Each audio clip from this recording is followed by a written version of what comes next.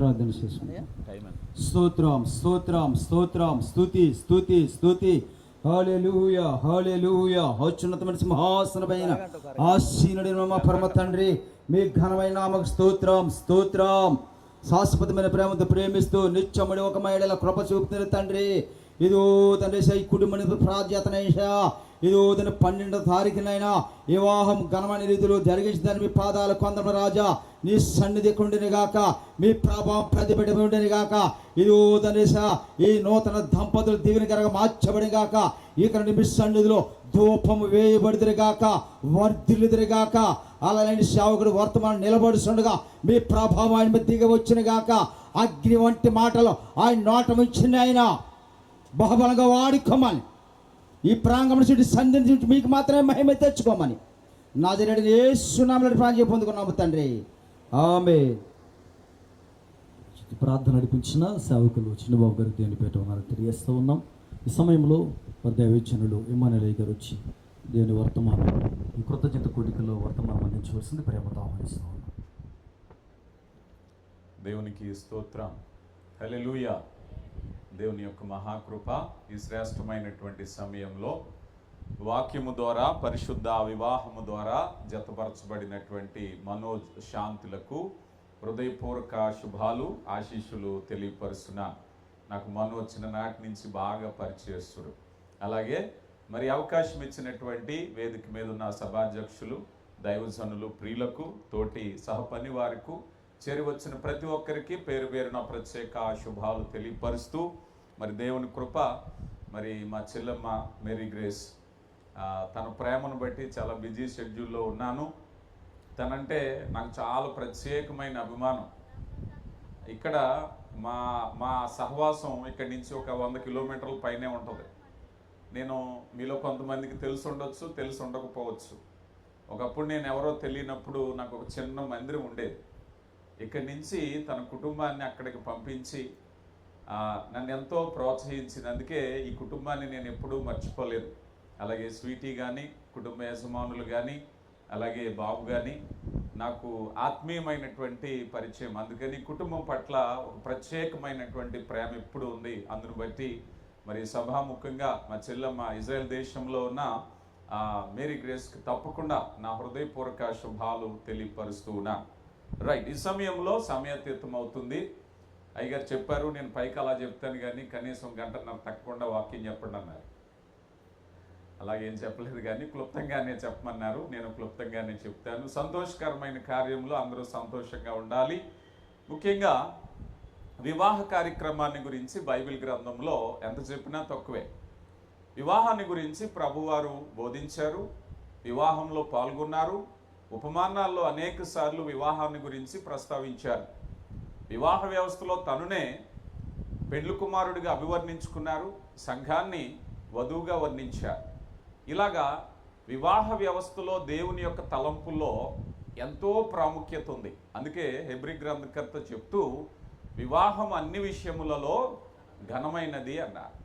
అంటే అన్ని విషయాలు ఒక్కొక్కటి రాసుకుంటూ వస్తే ఎన్ని విషయాలు రాసినా ఆ విషయాలన్నిటికీ పైన ఉంటుందట వివాహ వ్యవస్థ. ఈ సమయంలో ఇక్కడ పెళ్ళైన వారు ఎంతమంది ఉన్నారో చేయొద్దండి. పెళ్ళైన వారు మొహమాట పడుతున్నారు పెళ్ళయిందని చెప్పడానికి కూడా. ఇంకా నిర్మోహమాటంగా చెప్పాలిక. Right, thank you. ఈ సమయంలో మీతో మాట్లాడుతున్నాను వాక్యరీతిగా.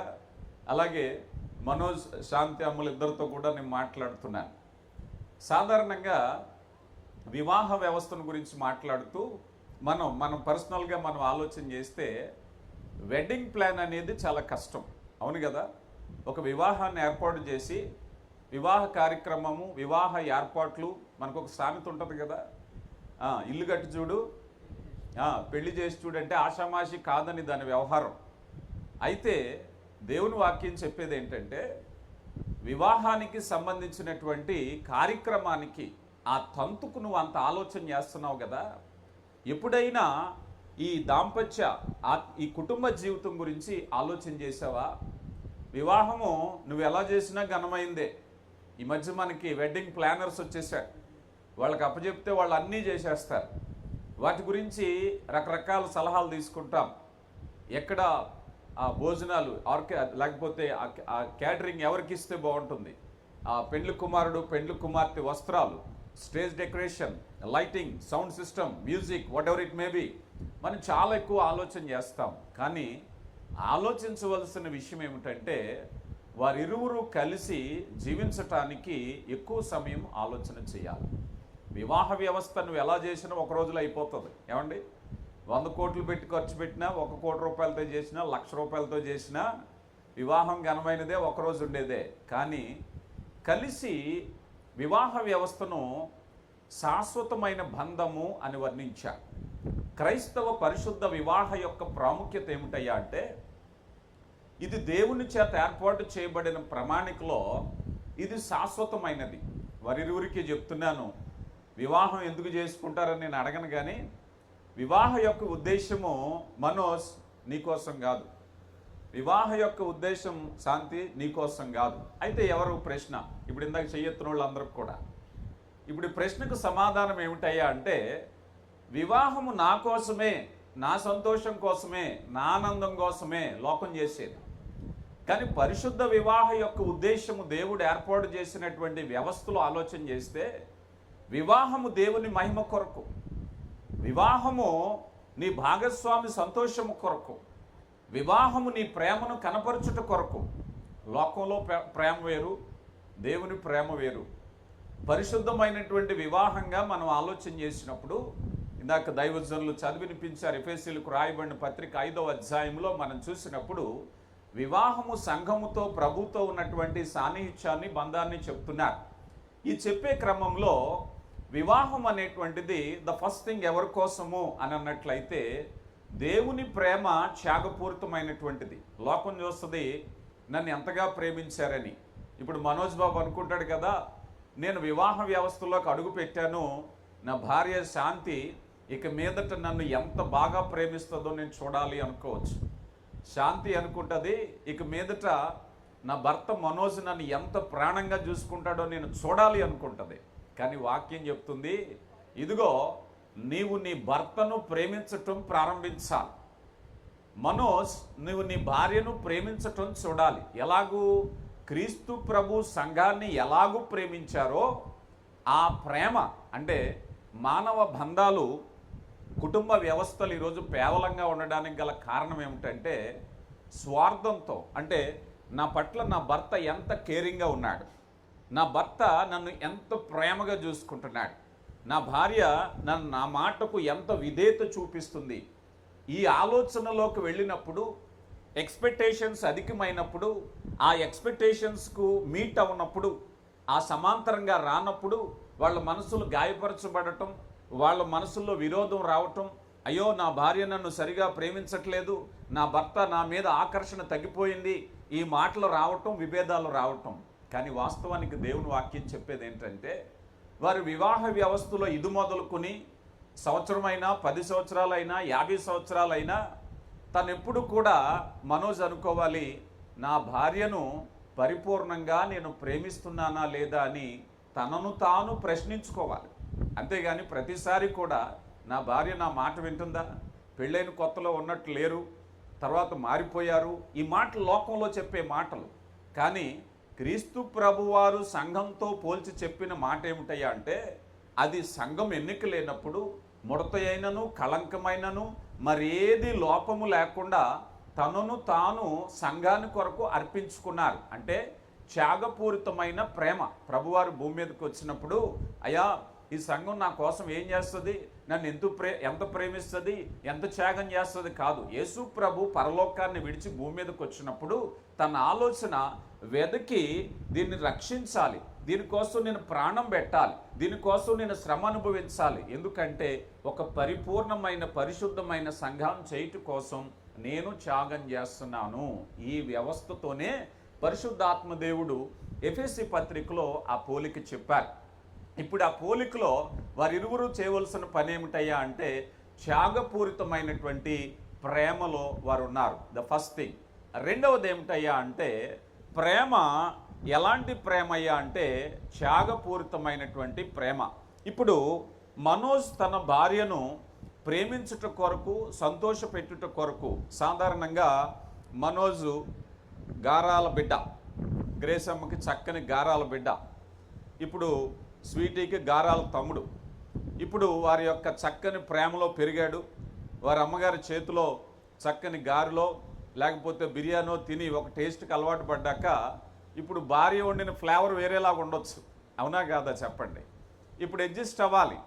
అడ్జస్ట్మెంట్ ఎలాంటిది అయ్యా అంటే, ఇప్పుడు దాకా మనోజ్ మారం చేసి తల్లి దగ్గర, తండ్రి దగ్గర, అక్క దగ్గర మారం చేసి ఉండొచ్చు. ఇప్పుడు భార్య దగ్గర మారం చేయడం కాదు, భార్య తన దగ్గర మారం చేస్తుంది. అంటే ప్రేమను పొందుకున్నవాడు ప్రేమను అందించే స్థితికి ప్రమోట్ అయ్యాడు. ఇప్పుడు తన భార్యను సొంత శరీరము వల్లే ప్రేమించాలి. ఇది త్యాగపూరితమైన ప్రేమ. తన భార్య కొరకు ఏం చేయగలుగుతాడు? తన భార్యను క్షమించగలుగుతాడా? శాంతమ్మ తన భర్తను క్షమించగలుగుతాడా? ఎందుకంటే వివాహ వ్యవస్థ ఈ సాగే క్రమంలో ఎన్నో ఒడిదుడుకులు వస్తాయి. ఎప్పుడైతే దేవుని వాక్యం అనే బండ మీద పునాది వేస్తే వారి వివాహ వ్యవస్థకు వ్యతిరేకంగా రూపింపబడిన ఏ ఆయుధము కూడా వర్ధిల్లదు. ఎందుకంటే అపవాది కన్నుబడవచ్చు, వారి ఇరువురి మీద ఇబ్బందులు కలగవచ్చు, చాడీలు రావచ్చు, మరొకటి రావచ్చు. ఏదైనా కూడా వారు ఏక శరీరముగా హత్తుకుని ఉండాలి అంటే పునాది బండ మీద వేయాలి. ఇదే త్యాగపూరితమైనటువంటి ప్రేమ. ఇక మూడవది చూసినట్లయితే దేవుని మహిమ కొరకైనటువంటి కుటుంబ వ్యవస్థ. ఇప్పుడు వివాహము సెంటర్ ఆఫ్ ద మ్యారేజ్ ఎవరయ్యా అంటే పరిశుద్ధాత్ముడు. ఇప్పుడు ఇరువురు మనస్సుల్లో వారికి ఉండవలసింది ఏమిటయ్యా అంటే, నా సంతోషాన్ని, నా ఆనందాన్ని కాదు కానీ నేను దేవుని కార్యము నెరవేరుస్తున్నాను. అమ్మా, మీరిద్దరు వివాహం చేసుకున్నప్పుడు దేవుని కార్యము నెరవేరుస్తున్నారు. నీ భర్తను నువ్వు క్షమించేటప్పుడు దేవుని కార్యాన్ని నెరవేరుస్తున్నావు.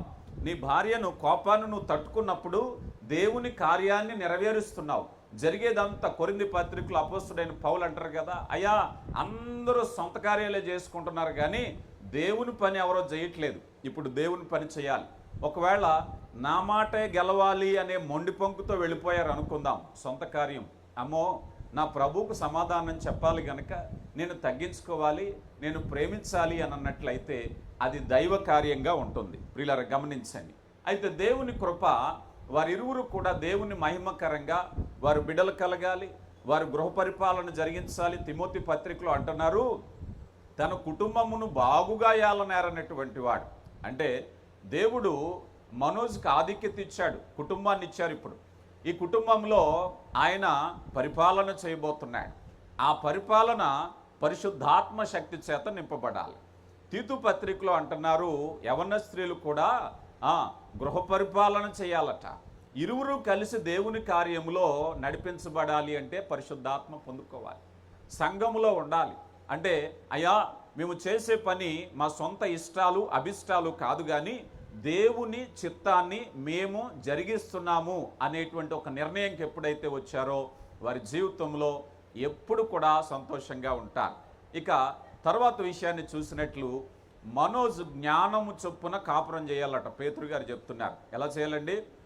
జ్ఞానం పెరగాలి. ఇప్పుడు ఉదాహరణకి కొన్ని రోజులకి ఇద్దరు ఎక్కడికో వెళ్తున్నారు అనుకుందాం. బయలుదేరు అన్న వెంటనే అన్నీ బయలుదేరాక నాకు నీరసంగా ఉంది రాను అన్నారు అనుకోండి, ఏ భార్య అయినని, ఇంక భర్త అరగకూడదు.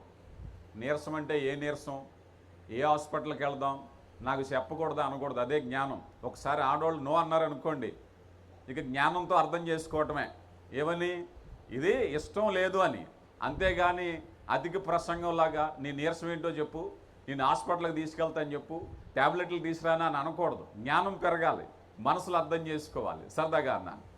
ఇప్పుడు వారు ఒకరికొకరు ప్రేమతో అర్థం చేసుకోవటానికి వారు దేవుని సహాయాన్ని పొందుకున్నప్పుడు వారు ఒకరి స్థానంలో ఒకరు అర్థం చేసుకుంటారు. ఎందుకంటే కొరింథీ పత్రిక మొదటి పత్రిక 13వ అధ్యాయం మనం 4 నుంచి మనం 9 వచనాలు చూస్తే ప్రేమ ఎలాంటిదట?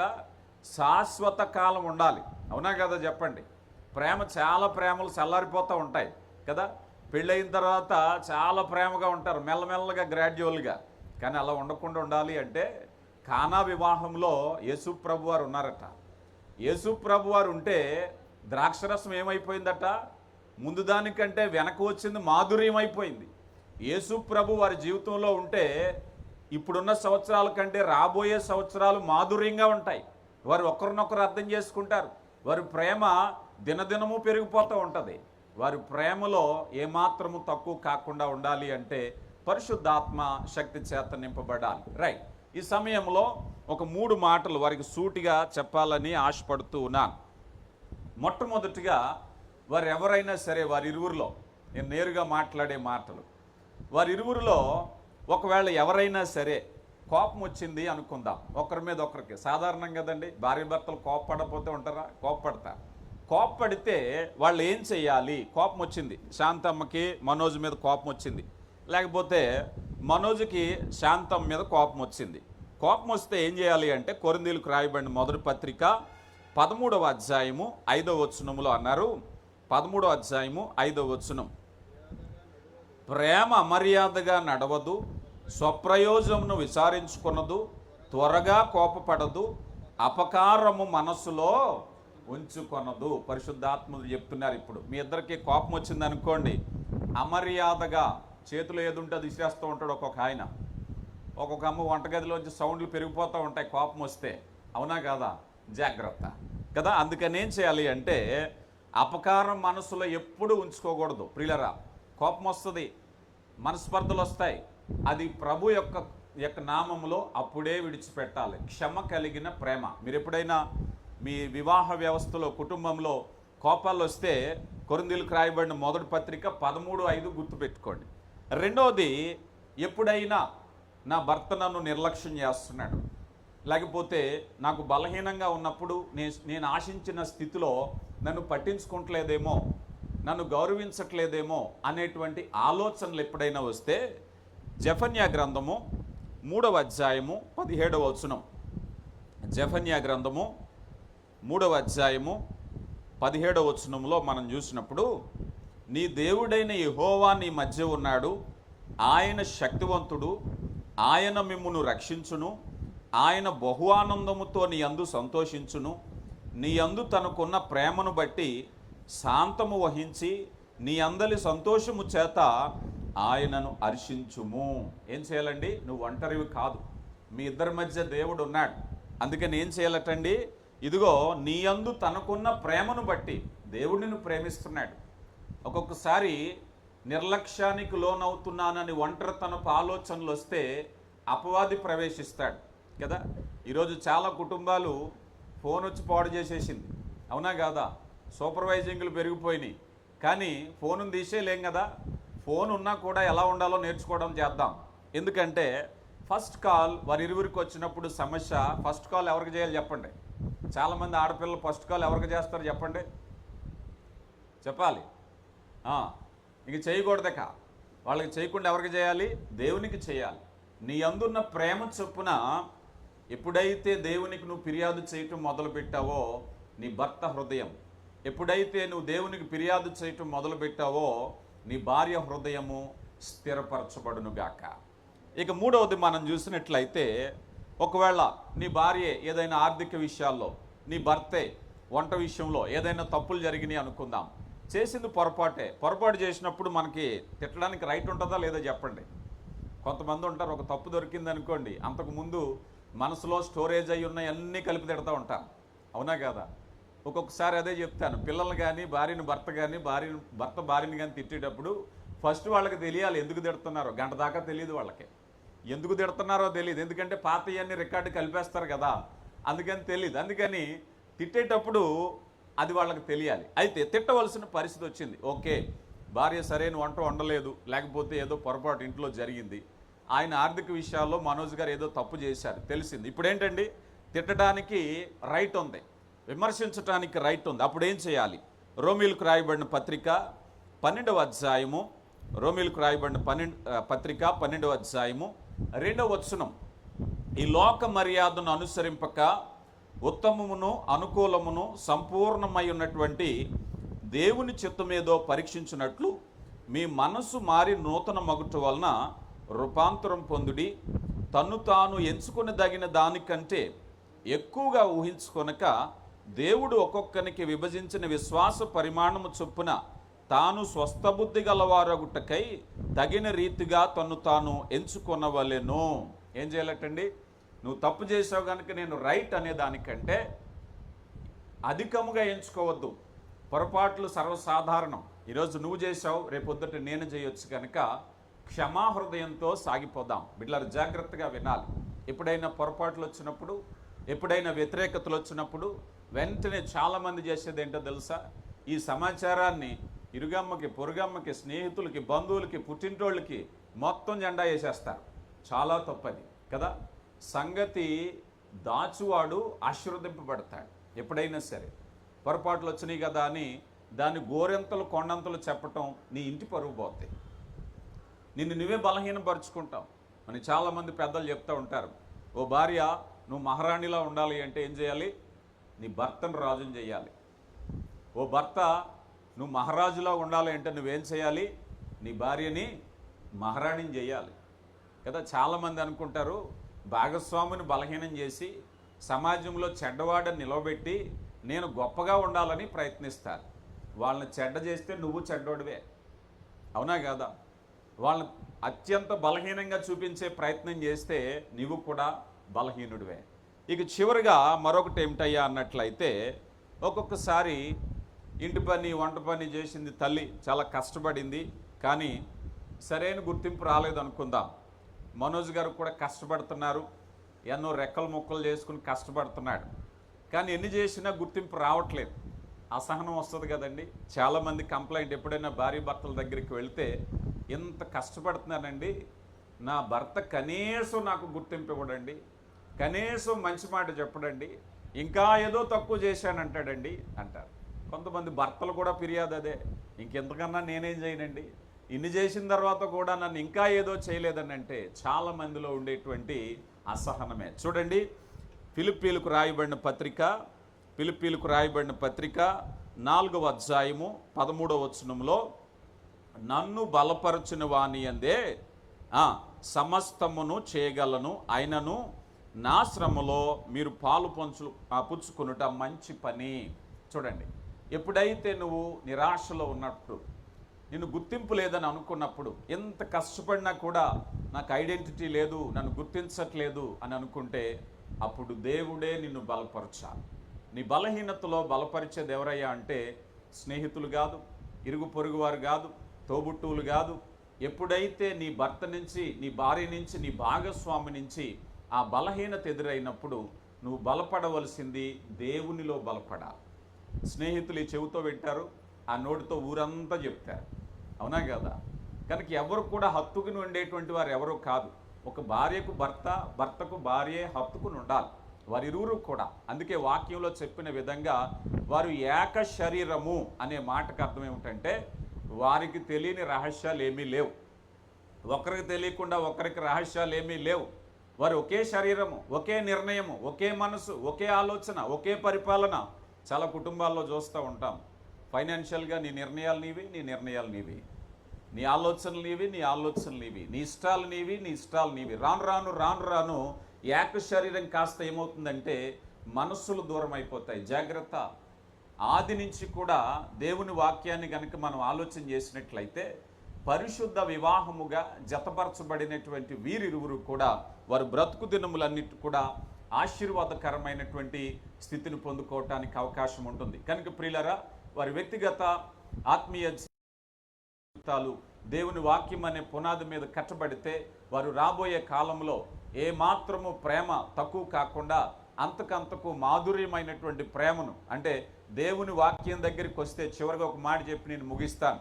పాస్టర్ గారులు అందరూ ఇలాగే చెప్తున్నారండి, మేము ఆనందించొద్దా, మేము సంతోషించొద్దా, మాకు ఆనందాలు లేవా అని అంటే, ఏ దైవజనుడు చెప్పినా నేను చెప్పినా చెప్పేది ఏమిటయ్యా అంటే, మీ ప్రేమను మీరు ఆస్వాదించాలి అంటే, మీరు తరిగిపోని ప్రేమను చూడాలి అంటే, మనోజ్ శాంతమ్మ చేత అత్యధికంగా వారి బ్రతుకు దినములన్నీ ప్రేమించబడాలి అంటే, మనోజ్ ప్రేమను శాంతమ్మ ఎప్పటికీ పొందుకోవాలి అంటే, అది దైవ కార్యంతో సఫలమవుతుంది. కనుక దేవుని యొక్క చిత్తంలో వారు అంతకంతకు వర్ధిల్లాలి, గర్భఫలము భూఫలముతో నింపబడాలి, వారు ఫలించడి కొమ్మగా ఆశీర్వదింపబడి ఉండి ఆయురారోగ్య బలాలతో ఆత్మీయంగా బండ మీద వేయబడిన పునాదితో నింపబడాలని హృదయపూర్వకంగా కోరుకుంటూ ప్రార్థిస్తూ ఈ సందేశాన్ని ముగిస్తున్నాను. దేవుడు వారిని దీవించునుగాక. అవకాశం ఇచ్చిన దైవజనులకు ప్రత్యేక శుభాలు. దేవునికి స్తోత్రం. హల్లెలూయా, హల్లెలూయా.